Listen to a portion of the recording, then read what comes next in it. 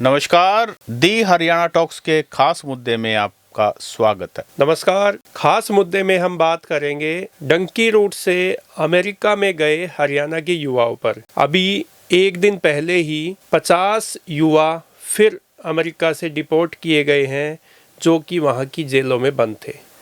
अगर हम बात करें पिछले एक साल में तो करीब 1700 के करीब पूरे इंडिया के इसी तरीके से हथकड़ी पहनाकर अमेरिका ने वापस यहाँ युवाओं को छोड़ दिया है।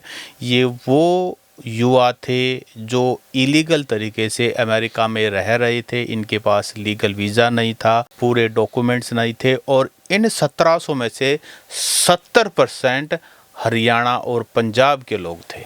मतलब 650 के आसपास युवा हरियाणा से ही हैं जो जिनको अमेरिका से डिपोर्ट किया है, वो भी बंदूकों की नोक पे हथकड़ियाँ लगा के। और कुछ युवाओं ने बताया कि वो अंग्रेजी में गालियाँ भी दे रहे थे उनको, और वो दिल्ली से फिर अपने अपने ज़िलों में उनको भेजा गया है। लेकिन यहाँ आने के बाद उनका पीछा नहीं छूट जाता, क्योंकि यहाँ आने के बाद पुलिस भी उनसे पूछताछ कर रही है। आप ये सोच करके देखिए, ये वो लोग थे जो 50 से 70 लाख रुपए दे करके इलीगल तरीके से डंकी रूट से अमेरिका गए, वहाँ पर कई महीने जेल में रहे। अब इनको हथकड़ी पहना करके वापस इंडिया भेज दिया गया है, वापस इंडिया छोड़ दिया गया। और यहाँ आने के बाद पुलिस उनसे पूछताछ भी कर रही है, उनकी हिस्ट्री के बारे में, उन्होंने क्या किया, कैसे किया, सारी चीज़ों के बारे में। अमेरिका में उनकी एंट्री बैन है और इंडिया में आने के बाद पुलिस इन्वेस्टिगेशन उनके ऊपर जारी है। सत्सिंह जी, ये जो डंकी रूट है, पहले तो थोड़ा सा हम समझा देते हैं अपने दर्शकों को भी कि ये डंकी रूट है क्या।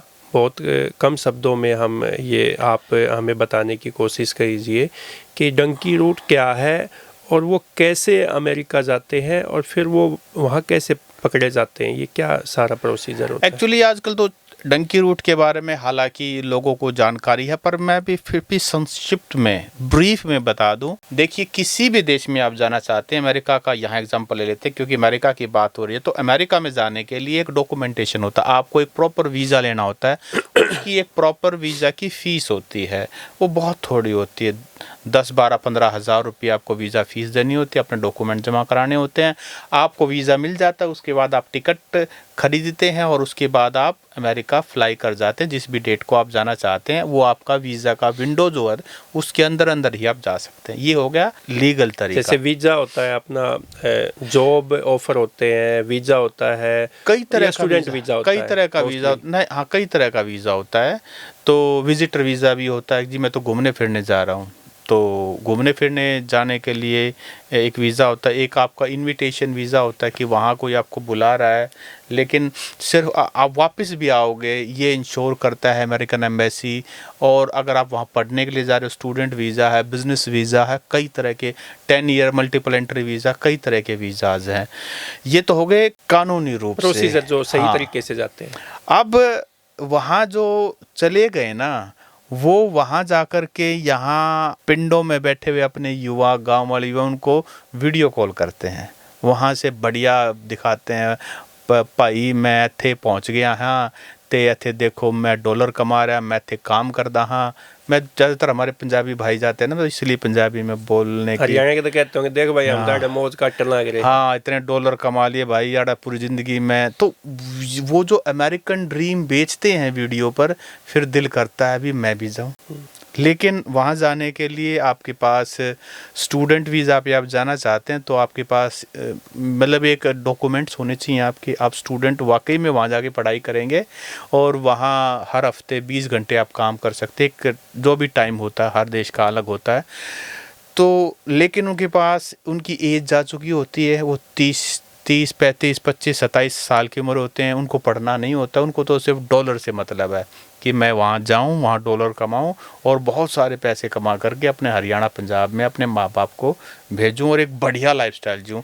फिर माँ बाप भी उन युवाओं के उसमें सब्ज बाग में फंस जाते हैं। मैं हाँ वो और अपनी ज़मीन बेच देते हैं, वो लंबी कहानी है सर, लोन ले लेते हैं, मतलब ब्याज पे पैसा उठा लेते वो हैं। लंबी कहानी है। लेकिन मैं ये कह रहा हूँ कि जब ये सब होता है तो फिर वो फंसते हैं जो नेटवर्क ऑफ एजेंट्स हैं जो हरियाणा, पंजाब हर जगह बैठे हुए हैं, चंडीगढ़ बैठे हुए हैं, आजकल तो डिस्ट्रिक्ट हेडक्वार्टर पर बैठे हैं हर जगह। तो वो दिखाते हैं, सब उनको पता है कि इस बंदे को हर हाल में ये जाना चाहता है, तो कैसे जाएं, डॉक्यूमेंट्स इसके पूरे नहीं है, एजेंट को सब पता होता है, लेकिन वो फ्रॉड करते हैं इसके साथ। वो कहता है कि हम तेरे को भेज देंगे, डायरेक्ट नहीं इनडायरेक्ट। वो इनडायरेक्ट जब कहते हैं ना कि पहले आपको फ़्लाइट यहाँ से वहाँ की पकड़नी पड़ेगी, वहाँ से फिर आपको जंगलों के रास्ते जाना पड़ेगा, ये जो रूट है ना सारा का सारा, जिसमें फुल ऑफ रिस्क है, जहाँ आप पकड़े जाने के चांसेस हैं, आपके साथ रॉबरी हो सकती है, आपके साथ और कोई मतलब क्राइम, किसी भी तरह का क्राइम हो सकता है। युवाओं ने तो बताया कि वो सेक्सुअल हरासमेंट भी उनके साथ हर होती तरह है। का। जब आप ये देखिए ना, वहाँ आप क्या कर सकते हैं, क्योंकि वहाँ ना आप पुलिस को रिपोर्ट कर सकते हैं, वहाँ ना आप कोई कानूनी सहायता ले सकते हैं, इतने पैसे आपके पास होते नहीं हैं, तो आप करेंगे क्या? तो फिर आप तो रब रखा वाली बात है, वहाँ जिसके आप हत्थे चढ़ेंगे उसकी मर्जी होगी कि वो आपको कैसे लूटना चाहता है, वो आपके पैसे लूटना चाहता है, सामान लूटना चाहता है, आपके साथ किसी और तरह का मिसकंडक्ट करना चाहता है, आप कुछ भी नहीं कर सकते।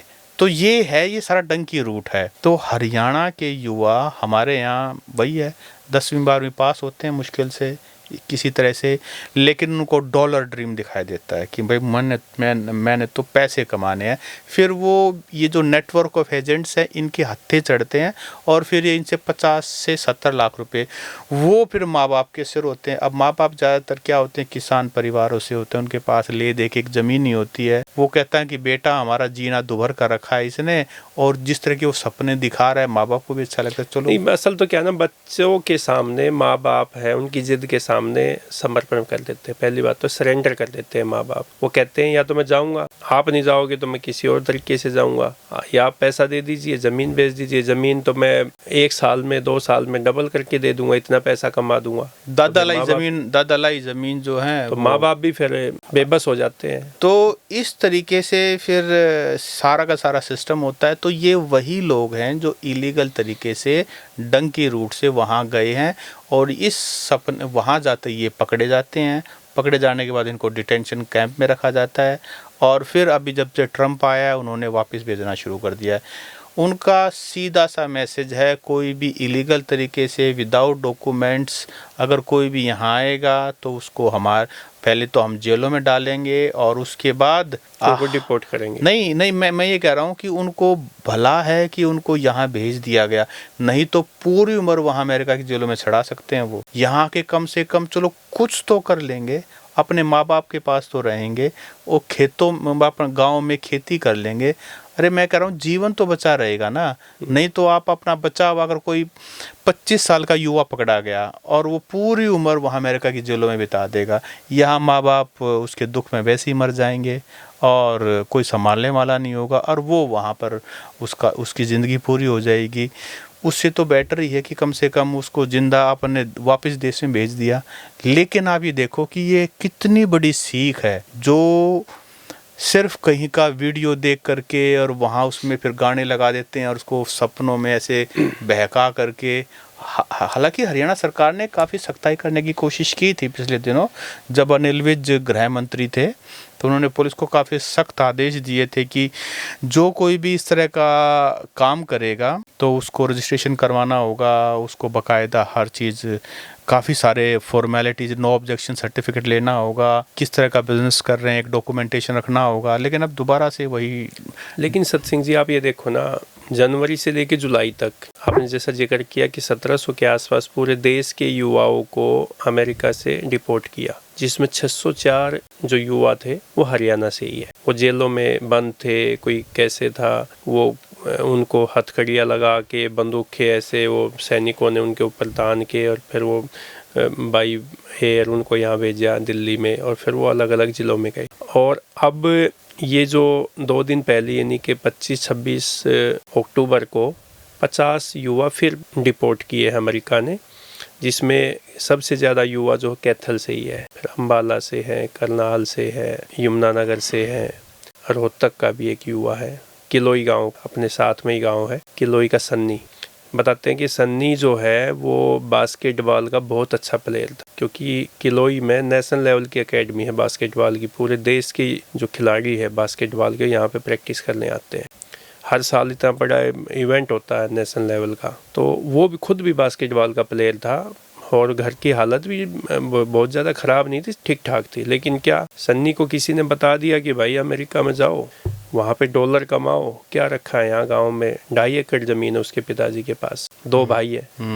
अब वो 50 लाख रुपये दे के 50-60 लाख रुपये दे के एजेंट को, और वहाँ अमेरिका में गया और जाते ही वो पकड़ा गया। 6 महीने जेल में रहा, 6 महीने जेल काटी, 50 लाख रुपये एजेंट को दिए। 6 महीने में 50 लाख के बदले में 6 महीने की अमेरिका में जेल काटी, बस ये उसकी ये मिला उसको। तो 6 महीने में आप ये देखिए, अरे भाई 50 लाख में अगर यहाँ कोई कारोबार कोई काम धंधा शुरू करता तो कुछ यहीं पे अच्छा जीवन यापन कर सकता था, कम से कम इज्जत के साथ काम तो कर सकता था। लेकिन नहीं, वो आपने जैसे जिक्र किया कि डॉलर और वो जो सपने जो देख रखे हैं, सुनहरे सपने अमेरिका में, वो सब उनको खींच लेते हैं और फिर बर्बाद हो गए, वापस यहाँ पे इंडिया आते हैं, हरियाणा आते हैं।